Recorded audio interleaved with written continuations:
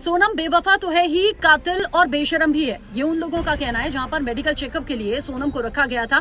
15 घंटे वहां पर रही। जैसे उससे सवाल जवाब किए गए वो सिर्फ घूरती रही। या हाँ या ना में जवाब देना था तो सिर्फ गर्दन हिलाती रही। कोई खुलकर बात उसके जरिए कही नहीं गई। 7 घंटे आराम से सोई। वहां जो काम करने वाले लोग हैं, कर्मचारी हैं, वो कह रहे हैं आज से पहले कभी ऐसा नहीं देखा कि एक पत्नी जिसके पति की हत्या हो गई या मौत हो गई वो इतने चैन से और आराम से सो जाए और चेहरे पर कोई भाव ऐसा नहीं था जिससे कि पछतावा हो। आंखों में एक भी बूंद आंसू नहीं था। यहाँ सोनम थकी हुई जरूर नजर आई और अब नींद शायद उसकी पूरी नहीं हुई थी, कपड़े गंदे थे, ये सब कुछ तो समझ में आ रहा था, लेकिन उसे कहीं से कहीं तक देखकर ऐसा नहीं लगा कि उसके पति की हत्या का या मौत का उसे जरा भी दुख है या अफसोस है।